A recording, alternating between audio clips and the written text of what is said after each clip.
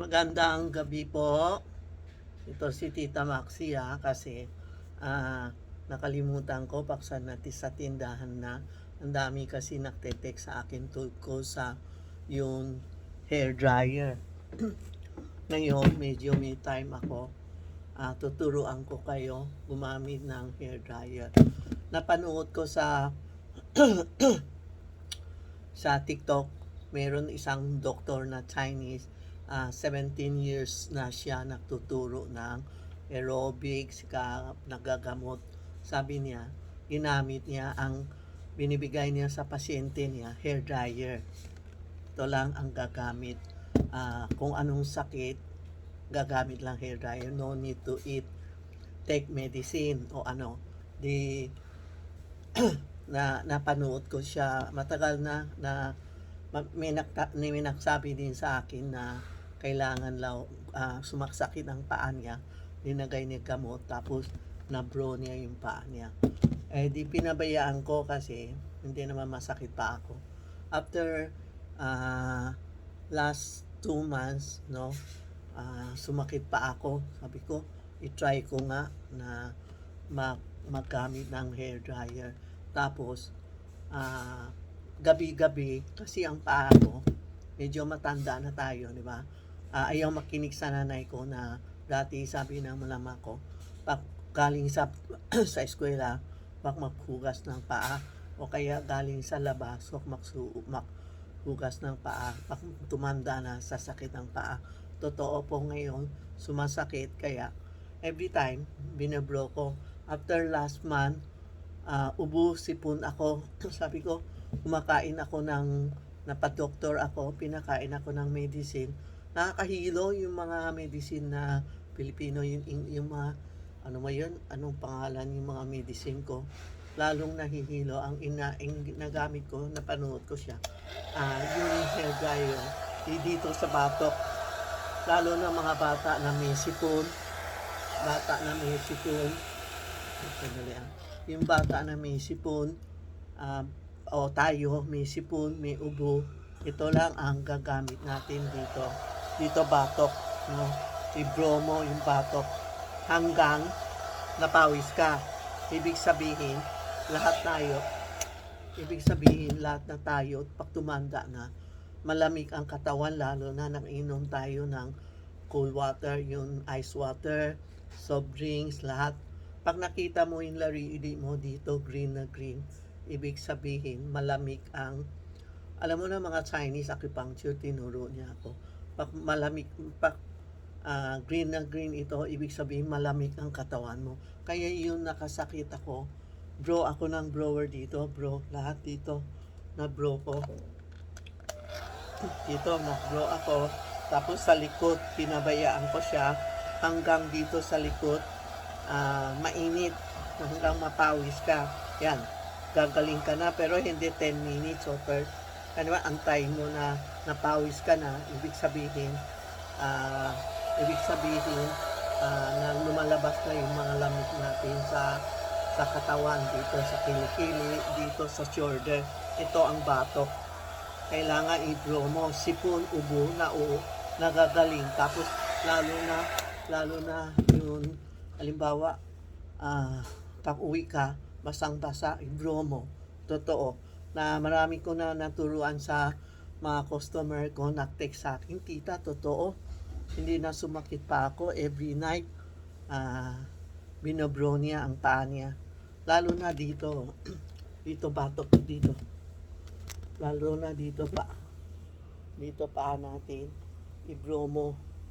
Ditong paa, no? Yung paa, i-blow mo. Ipasok mo ito sa pantalon mo, i-blow mo. Tapos yung kamay ko dito, na aksidente ako, biniblow ko gabi-gabi. Hindi na dito i-blow ko kasi na aksidente ako dito. Biniblow ko, hindi na masakit o namamahit, no? Yan po everyday pagtapos ang ligo natin, wag tayo gumamit ng ventilador, kasi ventilador hangin niya, siga blower hangin, hindi pareho. Ventilador na hangin, yun tayo, yung sakit ng ulo, migraine, Tapos minsan mamamanhid kalahati. Pag itong blower, may mainit siya, mayroon siyang electronics, ano ba yun? Ewan ko. Basta i-blow mo, no? Ang sarap ang yun ko. Yan, yan. Dito, lalo na dito. Dito, palaging malamig. Dito, batok. Dito. Yan. Importante yung paa natin, lalo na pag matanda na tayo, no? Pag matanda na tayo, yung paa natin, i-blow mo. Blow mo yung paa mo, kamay mo. Dito, ano tawag to? Knee. I-blow mo o kaya, pagtayo ka, kung ipasok mo dito sa pantalon, lahat na paa, sarap.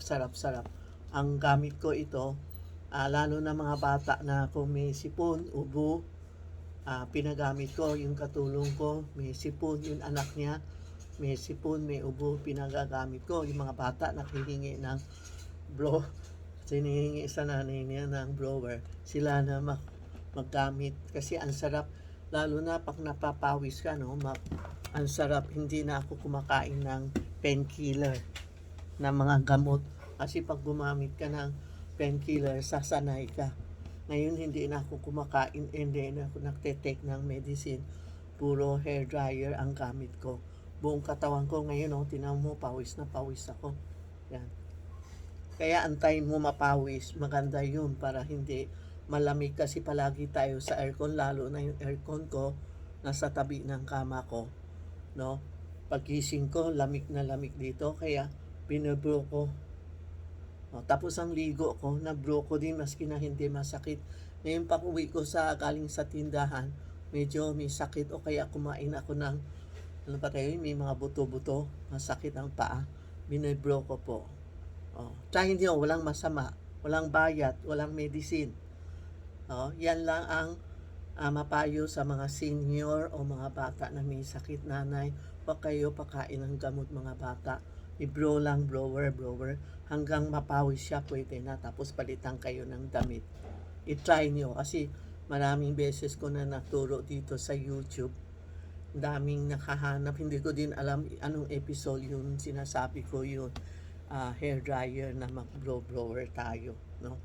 Try nyo, diyan mo napapawis na ako, kunting yun lang. Dati hindi ako napapawis, maski na may dancing tutor kami, mahilig Mr. Kumaksayaw, dancing tutor. Sabi niya, mag-inom ka ng tubig mainit, tapos balik ka para sayaw mo mapawis. Wala din.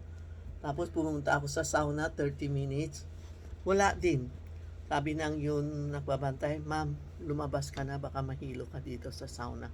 Walang pawis. After na-acupuncture ako, tinuro niya ako na kailangan mapawis ka. Kung hindi ako nagpawis, lahat ng sakit ko nakatago sa katawan ko.